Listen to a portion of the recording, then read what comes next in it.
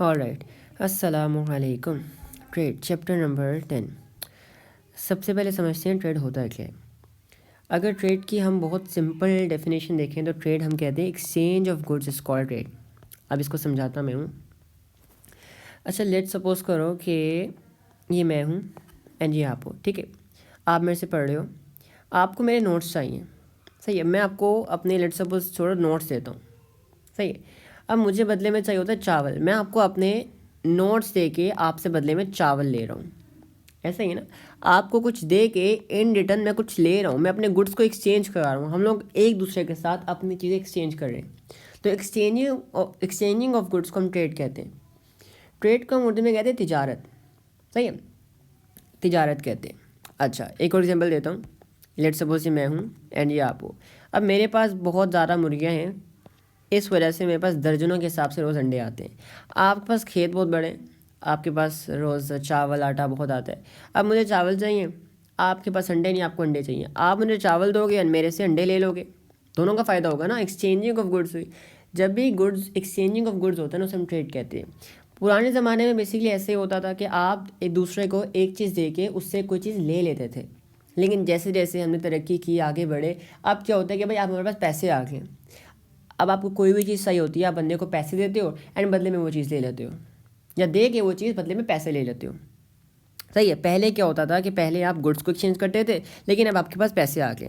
अब ट्रेड जो होता है, एक्सचेंज ऑफ गुड्स, दो तरह का होता है। वो क्या होता है कि लेट्स सपोज कि भाई आप मेरे से पढ़ रहे हो, ठीक है, ना आप पाकिस्तानी बच्चे हो, आप पाकिस्तान में रह रहे हो, आपको मेरे नोट्स चाहिए। आप लाहौर में रह रहे हो जहाँ मैं रहता हूँ, तो मैंने क्या किया, अपने नोट्स आपको भिजवा दिए, मैंने अपने नोट्स आपको भिजवा दिए, बदले में आपसे एक बोरी चावल की मंगवा ली, ठीक है। अब मैंने क्या किया, एक्सचेंज ऑफ गुड्स किया, ऐसा ही ना, लेकिन हमने with in our country, Pakistan के अंदर रहते हुए ही किया। लेट्स सपोज आप कराची में रहते हो, मैंने टीसीएस करा दिया, आपने मुझे ट्रेन पे भिजवा दिया आटा या चावल, ठीक है। तो जो डोमेस्टिक लेवल पे एक्सचेंज ऑफ गुड्स होता है उससे आप लोग कहते हो डोमेस्टिक ट्रेड, ठीक है। एंड जो आप इंटरनेशनल लेवल पे करते हो, इंटरनेशनल लेवल का मतलब क्या है, लेट्स सपोज आप दुबई में रहते हो, यूएई में रहते हो, यूके में रहते हो, आपको मेरे नोट्स चाहिए, ठीक है। मैंने आपको अपने नोट्स भिजवाए एंड आपने मुझे पैसे भेज दिया, बदले में कोई चीज़ भेज दी, सही है। तो अब मैंने ये किया, पाकिस्तान से बाहर, अपनी कंट्री से बाहर इंटरनेशनल लेवल पे एक्सचेंज ऑफ गुड्स किया।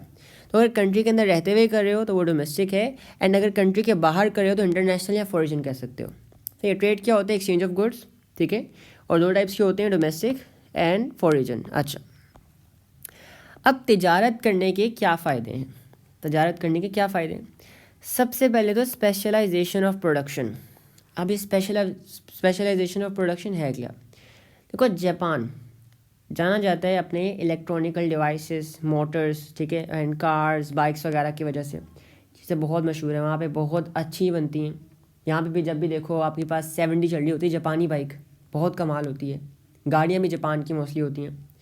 और बाकी जो आम चीज़ें होती हैं, इलेक्ट्रॉनिक डिवाइसेस वगैरह, वो मोस्टली कहाँ बनती है, आपके पास चाइना में बनती है ना। जो ऑयल हम यूज़ कर रहे हैं, क्रूड ऑयल, मोस्टली कहाँ से आता है, आपके पास यूएई से आता है। तो बेसिकली जब आप तिजारत करते हो ना, अपनी चीज़ें जाके कहीं और बेचते हो कंट्री की, या कंट्री के अंदर ही बेचते हो, तो आपके कंट्री के अंदर ना एक पहचान बन जाती है, ठीक है। स्पेशलाइजेशन ऑफ प्रोडक्शन हो जाती है। क्या मतलब कि जैसे मैंने बताया, जैसे आपके सामने चाइना जाना जाता है अपनी इलेक्ट्रॉनिक डिवाइसेस की वजह से, जापान जाना जाता है अपनी गाड़ियों की वजह से, एंड पाकिस्तान जाना जाता है कॉटन एंड कॉटन प्रोडक्ट्स की वजह से, सही है। तो स्पेशलाइजेशन ऑफ प्रोडक्शन होती है, ठीक है। इसके अलावा इंक्रीज एक्सपोर्ट्स। अच्छा, एक्सपोर्ट्स आपको बढ़ाता हूँ नीचे। अब इंक्रीज एक्सपोर्ट का मतलब क्या है कि देखो, जब आप तिजारत करते हो ना, तिजारत दो तरह की होती है। पहला, आप अपने कंट्री के अंदर रहते हुए करते हो, दूसरा कंट्री के बाहर करते हो। जब आप वो तिजारत कंट्री के बाहर करते हो ना, कंट्री के बाहर जाके एक्सचेंज ऑफ गुड्स करते हो, कंट्री के बाहर जाके आप कोई चीज़ बेचते हो। जैसे मैंने आपको अपने नोट्स बेचे, आप यूके में रह रहे हो, आप ऑस्ट्रेलिया में रह रहे हो, आप लेट्स सपोज यूएई में रह रहे हो, मैं आपको कंट्री से बाहर बेच रहा हूँ, तो वो उसे कहते हैं एक्सपोर्ट्स। तो जब तिजारत करेंगे, ऑफ कोर्स हम लोग बाहर चीज़ें बेचेंगे कंट्री से बाहर, उससे हमारी एक्सपोर्ट्स बढ़ेंगी, ठीक है। जब एक्सपोर्ट्स बढ़ेंगी, जब लेट्स सपोज मैं पहले थोड़े नोट्स बना रहा था, ठीक है, मैं पीडीएफ निकलवा के आपको भेज रहा था। अब क्या हुआ कि पहले मेरे से 2 बच्चे मांग रहे हैं, ये मैं हूँ, ठीक है।